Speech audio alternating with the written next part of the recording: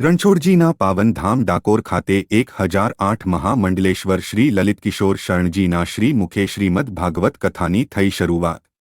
દંડી સ્વામી આશ્રમના મહંત શ્રી વિજયદાસજી મહારાજના પ્રયત્નો અને આશીર્વાદથી ડાકોર ગોમતી ઘાટ પર હજારો ભક્તો આ ભાગવત કથાનું રસપાન કરશે। મહિનામાં આપણે કે માઘ મહિનામાં આપણે ભગવાનને ભજીએ, એકાદશી જ ભગવાનને પછી નહીં, એવું નહીં। આપણી ભક્તિ બધી સિઝનલ ભક્તિ છે।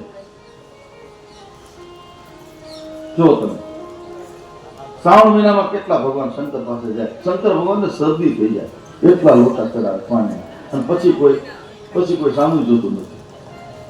એવું ન ચાલે। ભક્તિ કરો, થોડી કરો, પણ નિત્ય પ્રવાહ, ગંગાના પ્રવાહની જેમ અવિરત અસ્ખલિત પ્રવાહ ચાલુ હોય।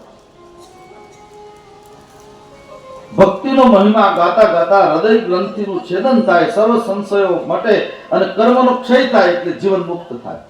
ભગવાનને ગાતા ગાતા આટલું થશે। મુનિઓ શું કરે છે? વેદ, યજ્ઞ, ક્રિયા, જ્ઞાન, તપ, ગતિ, આ બધું વાસુદેવમય છે, ભક્તિમય છે, શક્તિમય છે। નિરાકારને નિરાકાર બનાવે ભક્તિમય એટલી તાકાત છે। અને નિરાકાર નિરંજન અદ્વૈત જે બુદ્ધિથી પર તત્વ છે પરમાત્મા, નિગમ નેત શિવ અંતર પાવા, વેદ